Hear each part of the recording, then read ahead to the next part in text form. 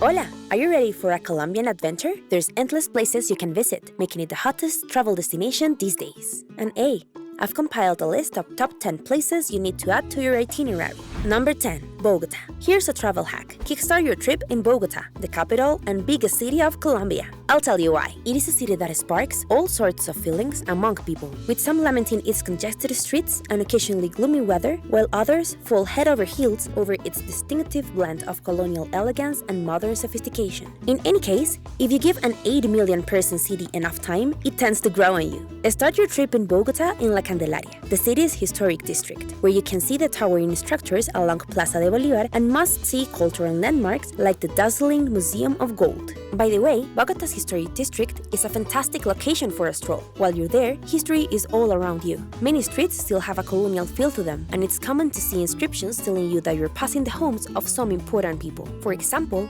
Antonio Nariño was a colonial and revolutionary martyr who served as Colombia's first vice president under Policarpa, often called La Pola. You will see Cerro Monserrate, one of Colombia's most recognizable mountain peaks, located in the city's historic center, where you can have a cup of the nation's signature coffee. Plan to visit the Museo de Oro or the Gold Museum, which has the largest collection of pre-Hispanic gold art in the world. Trust me, you'll be lost for words after witnessing all that glittering gold. Once you've checked out La Candelaria and the city's main square de Bolívar, spend some time in the several churches located throughout the city center, particularly La Tercera and La Iglesia de San Francisco. Oh, and make sure to ride the cable car up to the sanctuary of Monserrate for a bird's eye view of the city. While you're up there, enjoy a delicious meal at Casa San Isidro, which serves exquisite Italian cuisine, or experience authentic Colombian food at the historic Santa Clara House, which dates all the way back to 1924. You've got to walk off all that delicious food, so take a stroll down to the posh areas of North Bogota to find some of the best boutique stores in the country. A slight warning though, your wallet might take a hit.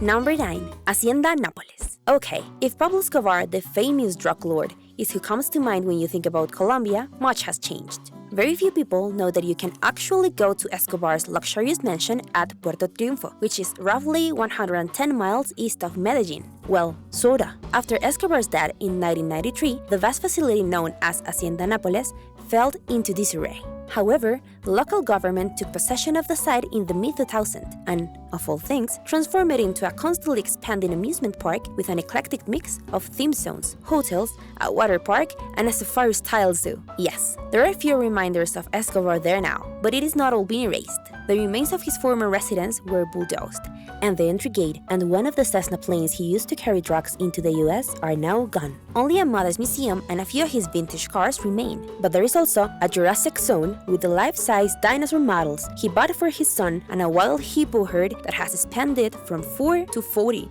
over the course of years of heavy reproduction, making it the biggest herd outside of Africa. Number 8.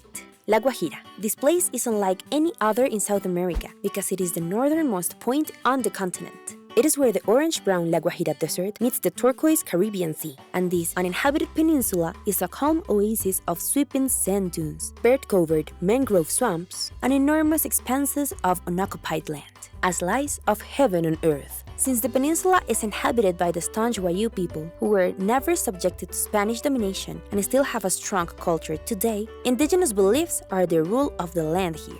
Remember that La Guajira is still relatively unexplored in terms of tourism, so patience and a spirit of adventure are both required for the ride from Riohacha, the region's capital. But when you're there, don't forget to check out Cabo de la Vela, the center of the windsurfing and kiteboarding worlds. Number 7. Mompox. Mompox charm will captivate all of you who enjoy Gabriel Garcia Marquez's writing and magic realism. The imaginary town of Macondo, in the Nobel Prize winner's most well-known book, 100 Years of Solitude, is said to have been inspired by this place. Yup, the same town from the general in his labyrinth, too. Mompox, historically a thriving commerce hub between the Caribbean coast and the Andes, is known for being the location where El Libertador, Simón Bolívar, raised his army to conquer neighboring Venezuela and win independence. The Magdalena River's muddy beaches are home to a colonial reminder. It feels like a town that time forgot about. Although there aren't a ton of things to do, many tourists wind up staying much longer than planned, exploring the cobblestone alleys, taken in the atmosphere of the colonial architecture, or enjoying boat cruises into the Pijinho swamp. Take your pick.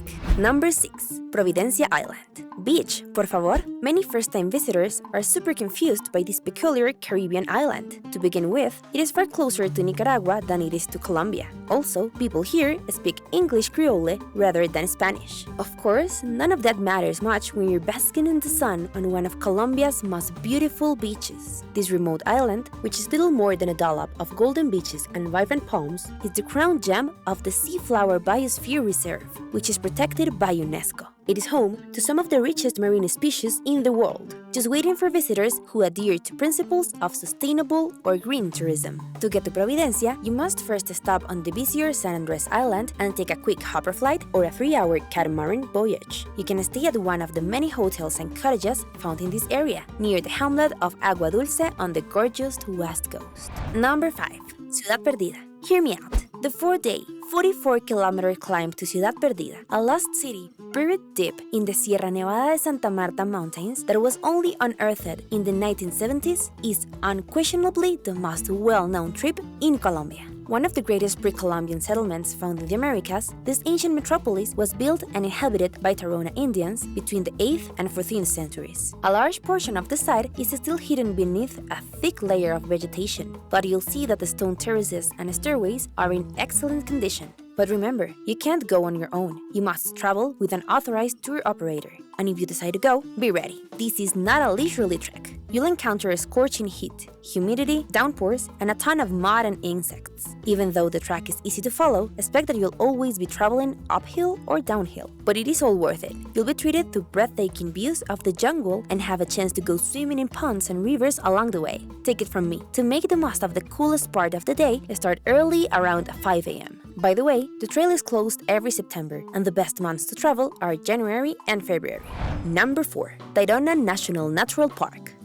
The protected Tayrona National Natural Park, which is renowned for its palm-fringed coast and crystal-clear coastal lagoons, is home to some of Colombia's best beaches. Most of these beaches are framed by the magnificent Sierra Nevada de Santa Marta mountains, whose forested highlands make for an excellent side trip on any beach vacation. In protected regions close to La Piscina Beach and Cabo San Juan, Tayrona is also a great spot for snorkeling. But to avoid the huge crowds, it is better to travel during the off-peak months of February to November. Also, be ready to sleep in a tent or hammock at one of the many coastal campgrounds unless you're ready to pay for the luxurious eco-hubs Tayrona. Number 3. Eje Cafetero. ¿Quieres un tintico?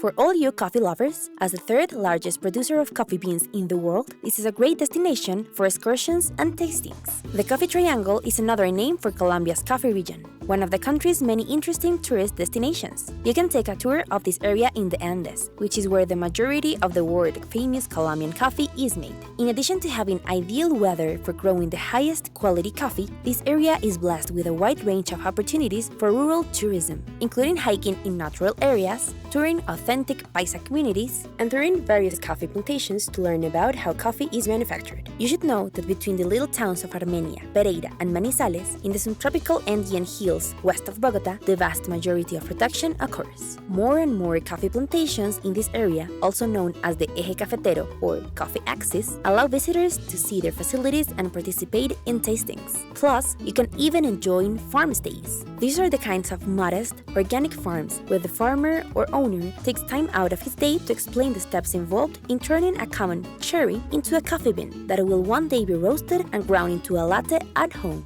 The most beautiful spot to stay is undoubtedly the small resort town of Salento, which offers a variety of agricultural excursions and other activities close by. Oh, and also close by, the tallest palm trees in the world are found in Cocora Valley. To explore the area on your own, you can rent bicycles from Salento or take a trip in one of the vintage wheelie jeeps that work as the town's de facto taxis. Number 2. Medellin. Despite the fact that Bogota is the country's capital, tourists usually prefer the smaller, more manageable city of Medellin. Early in the 1990s, it was named the most dangerous city in the world. But a quarter of a century later, it is known for something quite different: creativity. The city offers a green belt of lush eco-parks, striking libraries, and community centers in some of the poorest districts, and cable cars connecting the towns in its hills to a contemporary metro system in the valley below.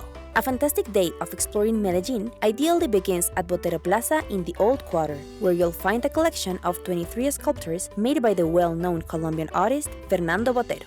The impressive Rafael Uribe Palace of Culture and the Antioquia Museum are both close to the square. Then, take Comuna 13's modern escalator system into the hills above the city to discover this area's vibrant homes and spectacular street murals. At the end of your day, visit El Poblado, the hippest neighborhood in Medellin. You can find the best hotels, bustling restaurants, and specialty stores. Number 1. Cartagena. This is one of the best preserved colonial sites in the Americas, the jewel of Colombia's Caribbean coast. Get ready to feel like you've traveled back in time when you take a stroll through the old world city. Maybe it is the 13 kilometers of historically significant sites, or the vibrant colonial buildings, many of which are now exquisitely maintained dining establishments and 5-star hotels. Or maybe it is the majestic Catholic churches that rise over every plaza, or the bougainvillea-draped balconies along the maze-like lanes. You can't help but fall in love with this Caribbean charmer. Islands and beaches are also just a short boat ride away, and make for great vacations and day outings. One thing's for sure, you'll discover that Colombia is a nation filled with confidence that's rushing headfirst into a more peaceful and rich future.